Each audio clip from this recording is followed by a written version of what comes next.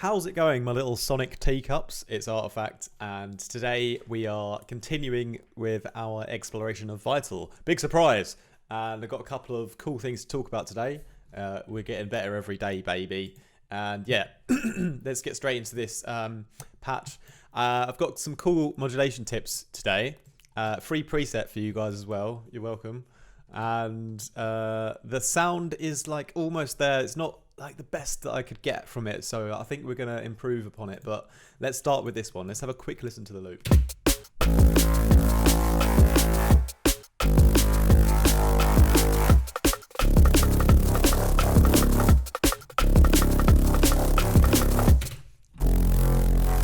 So yeah, quite a nice bass. Shout out to Digipax, fellow supporter on the channel, who said, have you seen the video by Dash Glitch, how to unlock the 64 LFOs in Vital? This was on yesterday's tutorial, and I did have a quick look, and shout out to Dash Glitch as well, and we are just kind of making our own version using similar techniques with the modulation remapping table.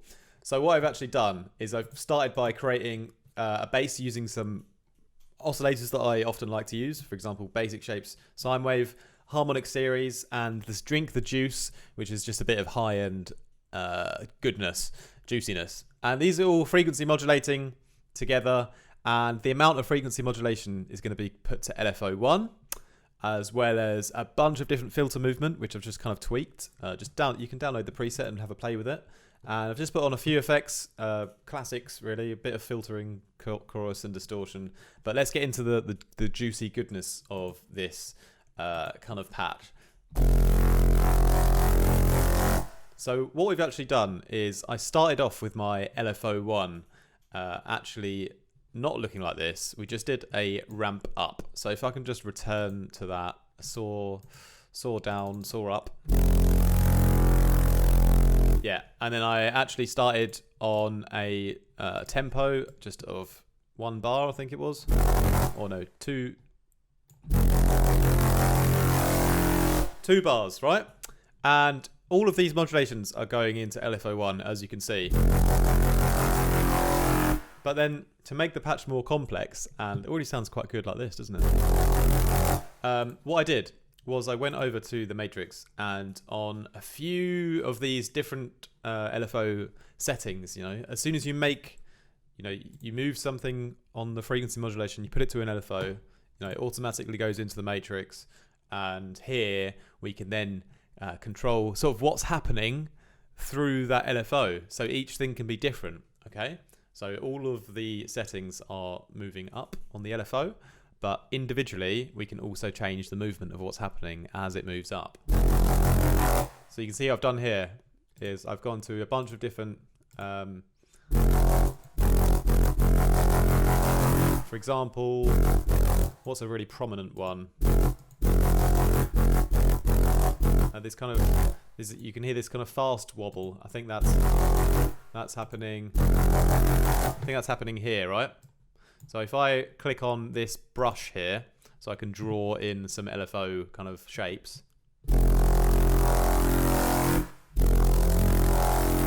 See, that's sort of taking it all off. So I'm just going to select the triangle again and just draw in some kind of LFO shapes here. So that's a kind of slower version to what it was originally, but to make it faster, just turn it up to 16, and then yeah, I can redraw the shapes in again here.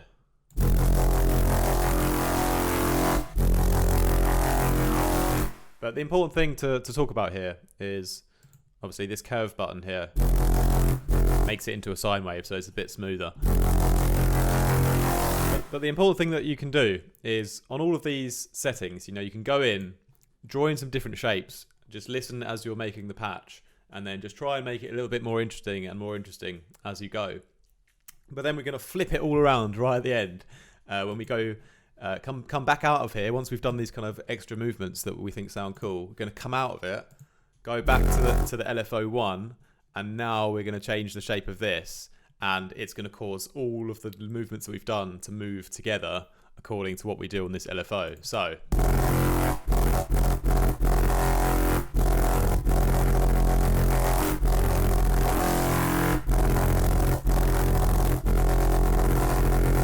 obviously like it's quite crazy and there's lots of movement happening, and how can you make this like more realistic to use in a song? Well, the way that I kind of found a thing that I liked was I just did one sort of very simple kind of curve up, and I did it on the seconds so I could get the exact timing right. And it's actually going up quite slowly. And yeah, this kind of filter movement that happens then and slowly sort of gets faster over time. That's the kind of movement that I sort of settled on.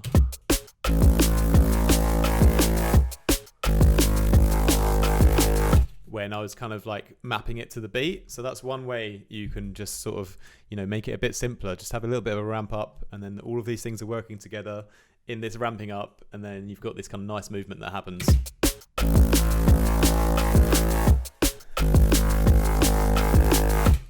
Now, obviously, you can just feel free to go a bit crazier, and you know we could redesign it and you know make it like it was. We could draw in some extra.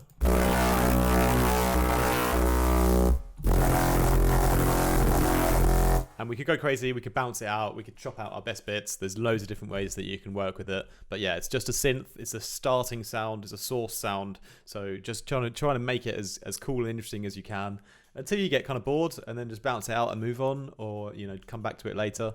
But yeah, I think that using that technique, you know, within the matrix and changing the kind of shapes, and then you know having them all work together on a new LFO, it creates opportunities for more happy accidents to happen. So I'm going to be going forward and doing some more kind of synths using this technique, and just hoping that something amazing happens, just you know, by sheer luck basically. But I hope you like this video. If you'd like to support me, then head over to my Patreon and join my Discord. It's a really nice community.